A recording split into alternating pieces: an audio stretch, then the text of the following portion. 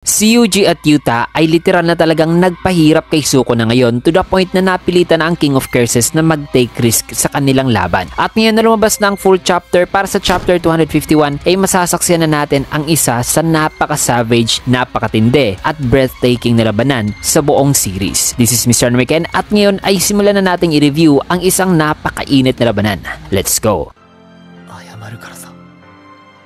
On the first scene ng chapter ay makita ang pag-activate ni Yuta ng Capid Cleave. However, for some reason, ang cleave na yan ay di gaanong ka-effective kay Sukuna at ang mukha lang nito ang nagkaroon ng mga sugat. Habang sa isipan naman ng King of Curses ay napasabi siyang ito raw ang kanyang technique. Napatanong din siya sa kanyang isipan kung kailan ba raw nakopya ni Yuta ang kanyang curse technique. In which ay nagsalita naman si Yuta na sabing ang huli mong daliri, di mo yun na-retrieve, diba? Matapos makapagsalita ay dito sinuntok ni Yuji ng napakalakas ang mukha ni Sukuna. Na habang nakatikim siya ng suntok ay napasabi naman si Sukuna na wikang nakain daw pala ang kanyang daliri. Which means parang totoo nga ang assumption ni Ishiguro noon na kailangan ni Rikang makain ang pati ng katawan ng isang sorcerer para makopya niya ang curse technique nito. Matapos niyan ay dito na rin umatake si Yuta at nagbigay ng blow sa tiyan ni Sukuna kung saan nakalukit ang isa nitong bibig. Kasunod niyan ay hinawakan naman ni Yuji ang ulo ni Sukuna at sinalubong ito ng isang napakalakas na pag-atake gamit ang kanyang tuhod. Ngunit nung nakalapit si Sukuna ay kaagad niyang inakbayan si Yuji at hinawakan ng dibdib nito at makikita naman si Sukuna nang nakangiti habang ina-activate ang kanyang cleave directly sa katawan ni Yuji na nagtagumpay naman kaya napasukan ng dugo tuloy itong ating bida. Subalit dinuraan naman ni Yuji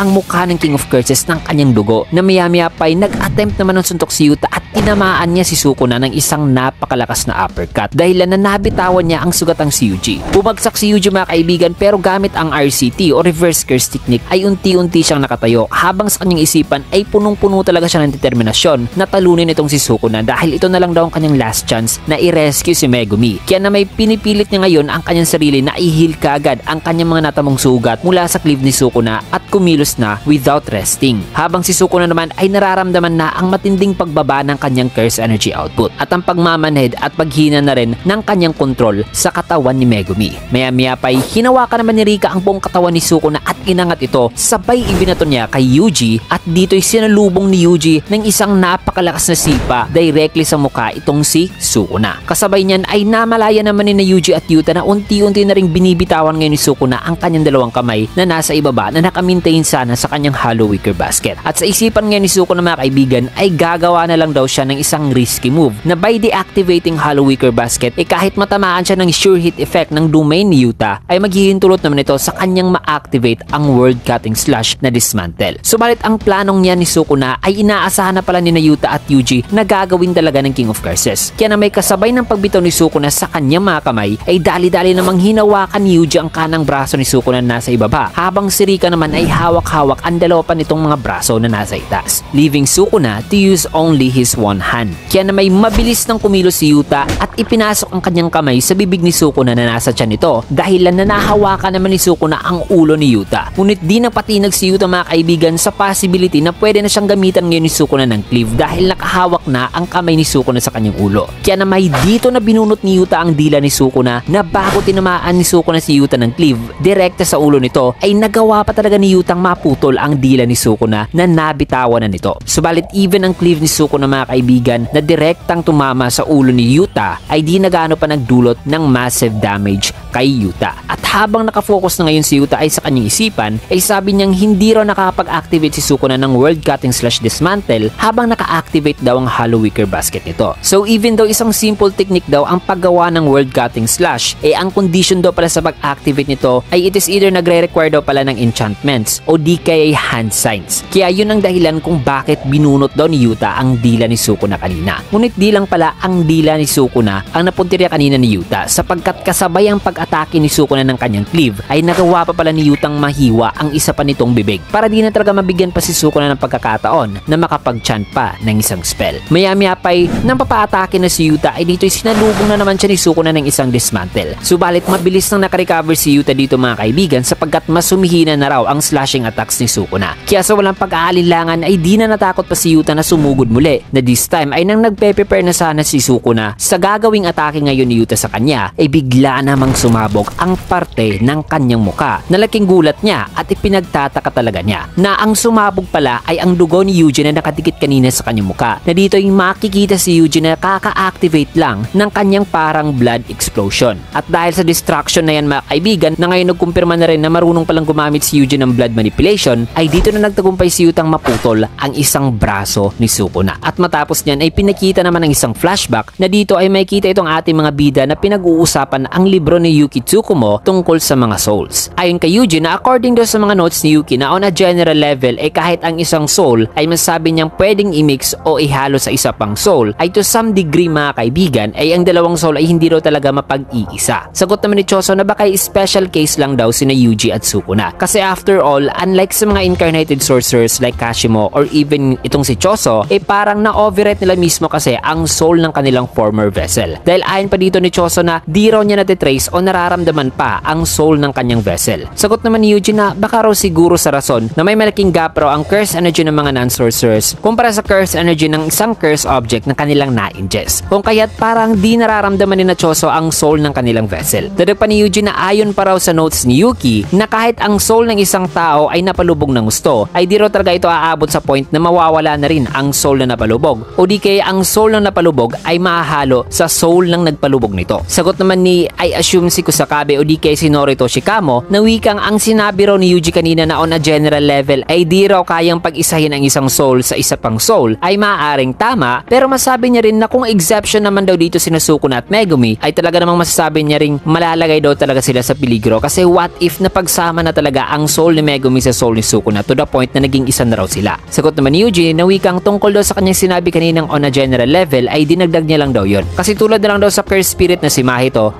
ay may kakayahan dong i-mix ang soul ng iba't ibang tao upang makagawa ng isang creature. So may instances din daw talaga na pwedeng pagsamahin ang isang soul sa isa pang soul upang maging isa sila. However, as long as walang ganyan na teknik ang ibang sorcerer o curse spirit o di kaya itong si Sukuna, ay it is safe to assume daw na ang dalawang soul ay hindi raw talaga kayang pag-isahin. Dagdag pa ni Yuji na naniniwala raw siya sa notes ni Yuki Tsukumo, kaya yayanigin at gigisingin daw talaga niya ang soul ni Megumi. In which ay sagot naman ni Hana Kurusu na kung yan daw ang plano ni Yuji, then ang teknik daw ni Angel ay beneficial daw talaga sa planong yan. Kasi ang teknik ni Angel mga kaibigan ay ang pag-eradicate daw sa curse technique ng isang target. However, kahit na si Sukuna ay nasa isang curse object na naglalaman ng kanyang soul, personality at curse technique, eh dahil sa na-ingest siya ni Megumi, eh ang curse technique ni Sukuna ay nailagay na sa utak ni Megumi. Given the fact na ang curse technique daw ay konektado sa utak ng isang sorcerer. At nangangahulugan ito na kung gagamitin daw nila ang curse technique ni Angel upang i-eradicate si Sukuna, ay masasabi niyang medyo risky daw ito dahil pwede parang madamay si Megumi mismo since na ang pagbura kay Sukuna ay ang pagbura na rin sa curse technique nito na naka-attach na sa utak ni Megumi. Ngunit kung gagawin naman daw ni Yuji ang kanyang plano na kaya niya rong i-separate ang soul ni Megumi dito kay Sukuna at kaya niya ring mapahina ang pagkontrol ni Sukuna sa katawan ni Megumi, ay masasabi niyang mas tataas na raw ang chance ni Meguming makasurvive sa curse technique ni Angel. Kaya na may matapos ang scene na yan sa pagpaplano nila, ay ngayon dito na tayo sa present. Makikita dito na hawak-hawak pa rin ni Yuji at Rika ang mga braso ni Sukuna habang kinakagat pa nga ni Rika ang balikat nito. At the same time ay maoobserbahan nyo rin na mahina pa rin ang RCT output ni Sukuna kasi di pa napufully heal ang putol nitong braso. At dahil nasa ganitong sitwasyon na ngayon si Sukuna, ay dito na nagkaroon ng time si Yuta na ma-activate ang sure hit effect ng kanyang domain expansion na ang Jacob's Ladder. And guess what? Isang maximum output ang binitawan dito ni Yuta na diretso at direktang tumama kay Sukuna. At kitang-kita na sunog talaga ang buong katawan ni Sukuna. Ngunit bilang dito nagtatapos ang kanilang atake kasi matapos bitawan ni Yuji ang braso ni Sukuna, ay kaagad naman itong sinaksak ni Yuta at hiniwa pa upang din na ito makagawa pa ng hand signs. Habang ang dalawa namang braso nito ay mahigpit pa ring hawak-hawak ni Rika. Kasabay niyan ay dito na pumesto si Yuji at nag-imbue ng curse energy sa kanyang kamao. Sabay sabing gumising ka na, Fushiguro, na maya-maya pa'y sinuntok na nga ni Yuji si Sukuna. In which ay ayon pa ng narrator na ang composition daw sa soul mula sa anggulong ito na pagsuntok ni Yuji ay tama raw. Kaya ang plano daw ni na Yuji at Yuta ay wala raw kahit anumang kapalpakan.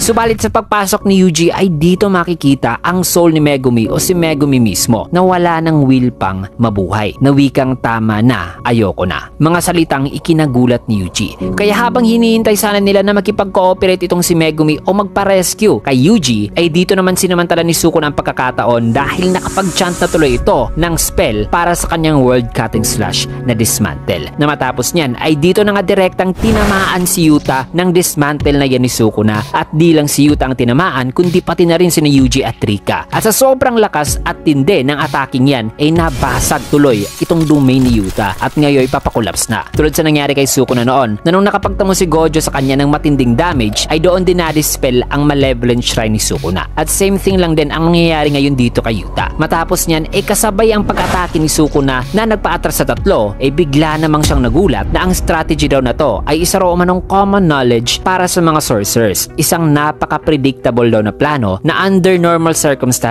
ay maiiwasan daw sana ni Sukuna. At yan ay ang isang surprise attack na mula sa isang individual na magbibigay sa ating mga bida ng assurance na manalo sa laban. At dito na nga makikita na nasaksak na ni Maki ng kanyang split soul katana itong si Sukuna na sa paglingon ni Sukuna ay napangiti siya na ang sumaksak sa kanya ay isa palang halimaw na walang curse energy. At isa lang masabi ko mga kaibigan, ang tindi ng pagdating ni Maki. Subalit kahit sa successful na sneak attack na yan ni Maki ay hindi pa rin mapagkakaila na papakulaps na ang domain expansion ni Yuta dahil sa naibigay na damage ni Sukuna sa kanya. At nasabi ko yan mga kaibigan dahil wala naman sigurong rason na kailangan pang sirain ni Maki ang domain expansion ni Yuta para lang makapasok siya dito. Kasi kung sisirain niya ang domain expansion ni Yuta from the outside ay mas lalo niyang mapapamiligro itong sina Yuta at Yuji dito kay Sukuna. Kasi bakit pa sisirain ang barrier kung in the first place kaya naman ni Maki pumasok sa mga barrier techniques including domain expansion kung gugustuhin lang niya. That is also the reason why kaya ni Maki maglabas-pasok sa mga kaling game barriers at dahil yan sa kanyang zero curse energy. Also, it is important to note na maaring ang anggulo lang ng pagtalsik ng dugo ni Yuta dito ay parang nagpapamukhang tumagos talaga ang world cutting slash ni Sukuna. Nasabi ko yan mga kaibigan dahil kasi sa bumaba na ang curse energy output nitong si Sukuna. So naturally, humihina na talaga ang kanyang mga atake. Kasi kung na-obserbahan nyo kanina, tinamaan si Yuta ng isang direct attack sa ulo pa mismo ng isang cleave ni Sukuna. Pero nakasurvive pa rin si Yuta mula sa attacking yon kasi nga ay grabe ang ibinaba ng curse energy output ni Sukuna. Kaya masabi kong ang mga injuries na to ay kayang-kayang gamutin ni Yuta gamit ang reverse curse technique. Pero malalaman lang natin kung ano talaga ang kanilang magiging kapalaran in the next chapter pa mga kaibigan dahil ngayon na nandito na si Maki ay tsak na magkakaroon na sila ng time upang i-heal ang kanilang mga sarili. So yan mga kaibigan, dito man natin tatapusin ng video at sadly break po ang JJK next week. Pero wag kayong mag-alala dahil mag-a-upload pa rin naman tayo ng iba pang JJK topics next week while waiting for the next chapter. Kaya naman kung nagustuhan niyo ang ating video, can get a like, comment, follow, subscribe na rin for more videos like this. Maraming salamat and see you guys again on my next video.